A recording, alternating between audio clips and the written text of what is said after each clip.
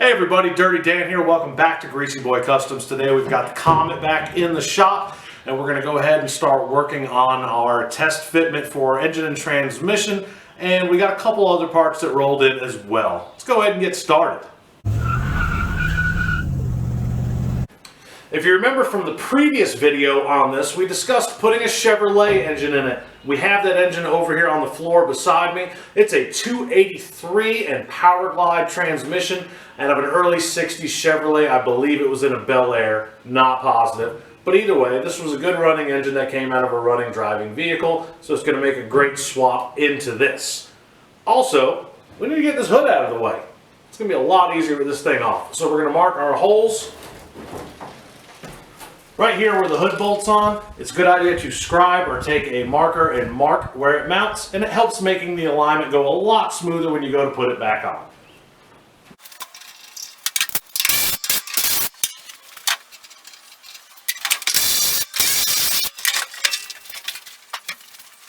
Now that we have a better look at our engine compartment, it does look like we have quite a bit of room, and these cars did come with a V8. The overall width on a Ford small block versus a Chevy small block is not terribly different. We did measure the overall width and make sure it would clear the shock towers. We're going to go ahead and get the tubular mount that we've purchased to go underneath this engine and get the mounts bolted on, get this engine suspended. We'll go ahead and slide it in and see where we've got to cut and trim. Now what we have for the engine mount on this is we bought this universal one. It's a round tube, as you can see, and it comes with side mounts. It also comes with the motor mounts. We're going to get the motor mounts bolted on, get this bolted up, take some measurements, and decide how much we're cutting off.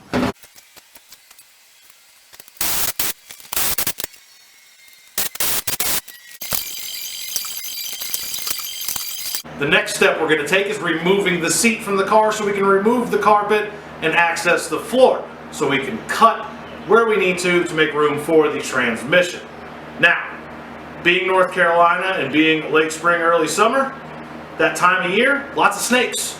So, a car that's been sitting outside like this, that had holes in the floor especially, always check under the seat for snakes before you start ripping stuff out. I know you think that's ridiculous, but guess what? It's happened to me. I don't like surprises that hiss at you. Not fun, okay? So I checked, there's no snakes. We're good. Now, let's get the seat out of here, and then the carpet. And hopefully no more surprises. Fucking awkward. This is where it's really handy to have an assistant or some help. Would make things way easier right now.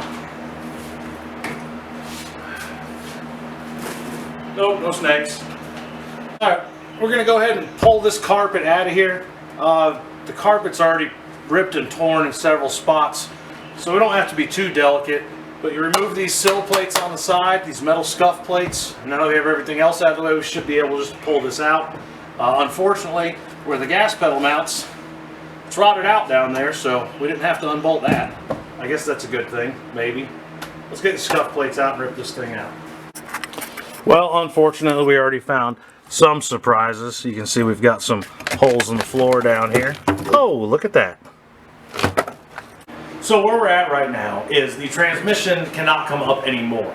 We've got the transmission as high as we can go, and we actually need to come down with it a little bit. The engine is still too high. You can see if when the hood shuts here, it's going to leave almost no room for an air cleaner. And also, I'd really like to slide this engine back just a little bit more to give us more clearance in the front. The problem we're having now is the center link on the steering is hitting the oil pan. I thought about trying to find a front sump oil pan, but then that interferes with things on the front as well. So what I think I'm going to do is I'm going to show you that link and how I think we can modify it to make it work. Alright, so check this out. I had an idea, kind of a brainstorm. So, this center link right here is on top, and that's where our oil pan's hitting and our flywheel may hit. I'm going to take this out, and then we're going to make a link from here to here on the back side, which will give us about 2 or 3 more inches of room if we do this right. And I think this will work. Let's try it. That worked perfectly. It quite literally gave us just enough room. Now, this is the link that was in there, and these ends are tapered much like a tie rod end. So what we're going to do is, you can't taper the hole the other way because well then it won't be tapered. It'll just be all the way through because it's already tapered on one side. So we're going to make a replacement link, probably using Heim joints. We may get tie rods to make it adjustable, and then it'll mount on the bottom instead of on the top like it did, which gives us just enough room to get around the oil pan and the torque converter and flywheel.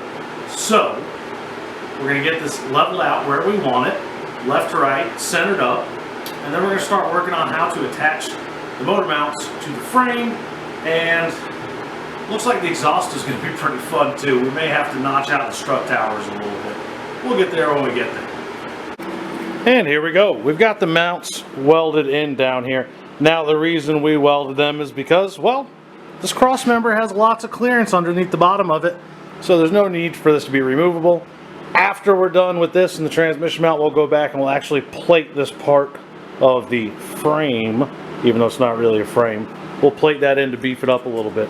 Let's get the transmission squared away and get a mount worked up for it. This is our transmission cross member. It's actually going to go right into the existing rails underneath the car, and then you can either bolt them from the side or straight up through the bottom if you want to run bolts all the way up. We've also made a hole and pressed in a steel slug sleeve into here, so when we tighten down the transmission bolt, it won't actually crush the steel of the 1x2. This being especially short, and with that sleeve in there, will be more than strong enough. Now, if this was about a 5-foot wide piece of 1x2, it would flex way too much. This should be just fine. And as you can see, we've got our transmission cross member in. We got some temporary bolts in there holding it in place. Nice and simple and sturdy and effective. That's going to wrap it up for now on the Comet. We've got the engine seated in place, the transmission cross member seated in place as well with the new transmission mount. We're going to test fit our radiator and our exhaust and steering next, and also be working on the fuel tank in the near future as well. After all that's said and done, we'll be moving on to brakes and suspension components and repairing the floors. Do you have any questions about anything I did today? Please feel free to comment below or message me directly at greasyboycustoms@gmail.com. Until next time, happy hot rodding.